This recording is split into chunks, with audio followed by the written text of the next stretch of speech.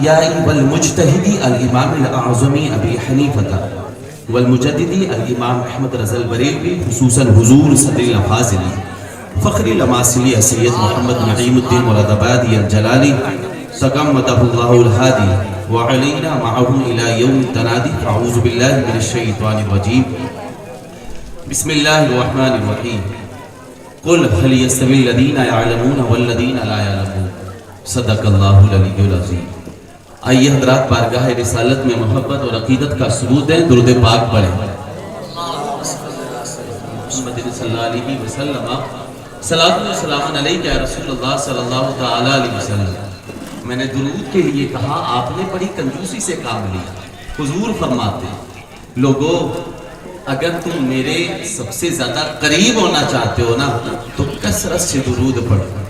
اور یہ مہینہ بھی بڑا مبارک ہے۔ اللہ کے رسول صلی اللہ علیہ وسلم پر 6600 آیات کا نزول ہوا، لیکن کسی ایک آیت پر اس خوشی کا اظہار نہیں فرمایا جو ایک آیت پر فرمایا۔ حضور فرمانے لگے صحابہ مجھے مبارکباد دو، مجھے مبارکباد دو۔ تو صحابہ نے ادباً عرض کیا یا رسول اللہ صلی اللہ علیہ وسلم آپ تو مبارکباد ہیں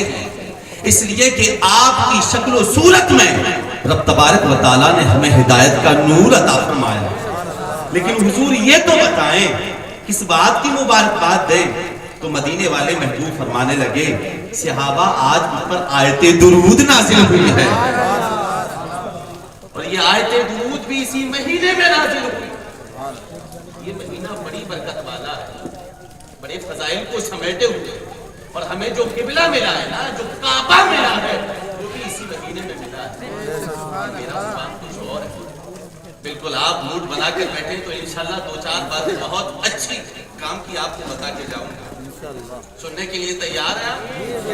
دونوں ہاتھ اٹھا کر بتائیں۔ اچھا اجازت ہو تو اب کوئی کمی تو باقی رہ نہیں گئی ہے، لیکن 2 شعر میں بھی پڑھ دوں موڈ بنانے کے لیے، اس لیے کہ یار یہ میرے نبی کی پسند ہے۔ تقریر اگر تلوار ہے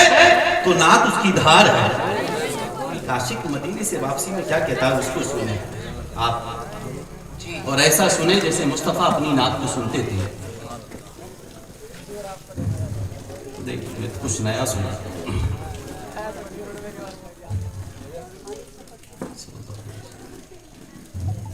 کوئے نبی سے آ نہ سکے ہم، بولیں کوئے نبی سے آ نہ سکے ہم، راہ تیری کچھ ایسی تھی، کوئے نبی سے آ نہ سکے ہم، راہ تیری کچھ ایسی تھی، کوئے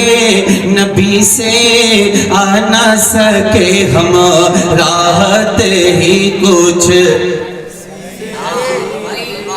راحت ہی کچھ، کوئی نبی سے آ نہ سکے ہمیں، راحت ہی کچھ ایسی تھی، راحت ہی کچھ ایسی تھی، یاد رہی نا جنت ہم کو، یاد رہی نا جنت ہم کو، جنت ہی کچھ ایسی تھی، یاد رہی نا جنت ہم کو، جنت ہی کچھ ایسی تھی، یاد رہی نا جنت ہم کو، جنت ہی کچھ ایسی تھی۔ اور حضرت یوسف کا حسن مشہور ہے، لیکن یہ کوئی کمال نہیں کہ ان کو عورتیں دیکھیں تو اپنی ہتھیلی کاٹنے پہ مجبور ہو جائیں، لیکن حضور تو اتنے خوبصورت ہیں کہ لوگ سر کٹانے پہ مجبور ہو جائیں۔ تکتے رہے یوسف جیسے بھی، حشر میں ان کے چہرے رہی یوسف جیسے بھی حشر میں ان کے چہرے کو جب پوچھا تو کہنے لگے وہ، جب پوچھا تو کہنے لگے وہ صورت ہی کچھ ایسی تھی، جب پوچھا تو کہنے لگے وہ صورت ہی کچھ ایسی تھی، جب پوچھا تو کہنے لگے وہ صورت ہی کچھ ایسی تھی۔ اور اس سے پہلا والا جو مہینہ تھا وہ رجب کا تھا۔ ایک شعر اور سن لیں، کیوں بلایا رب نے، اس کو سنیں کہ پاس بلایا پاس بٹھایا جلوہ دکھایا خالق نے،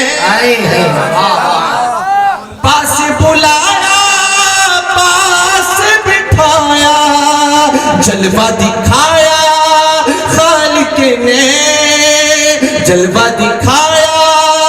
خالق نے، یہ تو آخر ہونا ہی تھا، یہ تو آخر ہونا ہی تھا، اج چاہت ہی کچھ ایسی تھی، یہ تو آخر ہونا ہی تھا، چاہت ہی کچھ ایسی تھی، یاد رہی نا جنت ہم کو، جنت ہی کچھ ایسی تھی۔ درود پاک پڑھیں، اللہم رب محمد صلی اللہ علیہ وسلم، نحن عباد محمد صلی اللہ علیہ وسلم، صلاۃ و سلام علیکہ یا رسول اللہ صلی اللہ تعالی علیہ وسلم۔ ابھی جس آیت کریمہ کی تلاوت کی نا تو رب نے اپنے محبوب سے فرمایا، محبوب اب تھوڑا سن لیں، آپ فرما دیجئے کیا علم والے اور بغیر علم والے برابر ہو سکتے ہیں؟ آپ اندازہ تو لگائیں یار، وہ مذہب جس نے کالے اور گورے کا فرق ختم کیا، وہ مذہب جس نے عربی اور اجمی کا فرق ختم کیا، وہ مذہب جو امیری اور غریبی کے فرق کو ختم کرتا ہے، وہ مذہب جو لوگوں کو مسجد میں ایک صف میں کھڑا کر کے یہ پیغام دیتا ہے کہ ایک ہی صف میں کھڑے ہو گئے محمود و ایاز، نہ کوئی بندہ رہا نہ کوئی بندہ نواز، اسی مذہب نے اونچ نیچ کی دیواروں کو چکنا چور کر دیا ہے، مذہب نے کالے اور گورے کی فضیلت کا خاتمہ کر دیا ہے، اسی مذہب نے عربی اور اجمی کی افضلیت کا خاتمہ کر دیا ہے۔ یار وہ کتاب جو لوگوں کو ایک صف میں کھڑا کرنے کے لیے نازل کی گئی تھی، وہ کتاب جو لوگوں کو ایک قطار میں دیکھنا چاہتی تھی، اسی کتاب کا فرمان ہے کہ سب برابر ہے، سب برابر ہے، سب برابر ہے، لیکن افضلیت اگر کسی کو ملنی ہے نا تو وہ کالا اور گورے ہونے کی بنا پر نہیں، بادشاہ اور وزیر ہونے کی بنا پر نہیں، امیر اور غریب ہونے کی بنا پر نہیں، افضلیت اگر کسی کو ملنی ہے تو وہ علم کی بنیاد پر ملنی ہے۔ اور اللہ کا قرآن کہتا ہے محبوب آپ فرما دیجئے کیا علم والے اور بغیر علم والے برابر ہو سکتے ہیں؟ فرمایا نہیں، ہرگز نہیں، علم والوں کا مرتبہ ہمیشہ ان پڑھوں سے زیادہ ہوگا، بلکہ جس کا علم جیسے جیسے بڑھتا چلا جائے گا اس کے مراتب بھی اتنے بڑھتے چلے جائیں گے۔ اسلام میں عابد سے زیادہ اہمیت علم والوں کی ہے۔ آئیے میرے صاحبوں، میں ایک ایسی مخلوق سے بھی آپ کو آشنا کراؤں کہ جو ہزاروں سال کی عابد تھی، جن کی عبادت پر رب تبارک و تعالیٰ نے مہر تصدیق ثبت کی، یا جن کا تذکرہ حکایتاً قرآن نے ان کی زبان میں یوں بیان فرمایا، نحن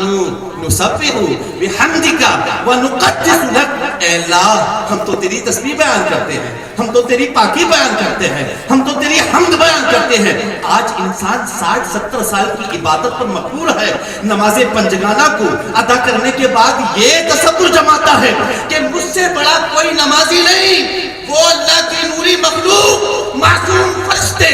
جو سالوں سال کے عابد تھے، لیکن ان کے سامنے جو کھڑا تھا نا ابھی 1 منٹ کا بھی عابد نہیں تھا، 1 سیکنڈ کا بھی عابد نہیں تھا، اس سامنے کھڑی ہونے والی ذات نے ایک سجدہ بھی نہیں کیا تھا، ایک رکوع بھی نہیں کیا تھا، زبان سے اللہ کا کوئی کلام بھی بیان نہیں کیا تھا۔ صاحب مخلوق میں فرق بھی یہ تھا کہ ادھر جو مخلوق کھڑی تھی وہ نوری تھی، اور ادھر جو مخلوق کھڑی تھی وہ مٹی سے پیدا کی گئی نہیں تھی بلکہ مٹی کا مجسمہ تھی، لیکن قربان جاؤ کہ ہزاروں سال کی عابد نوری مخلوق کو ایک مجسمہ خاکی کے سامنے صرف اس لیے جھکا دیا گیا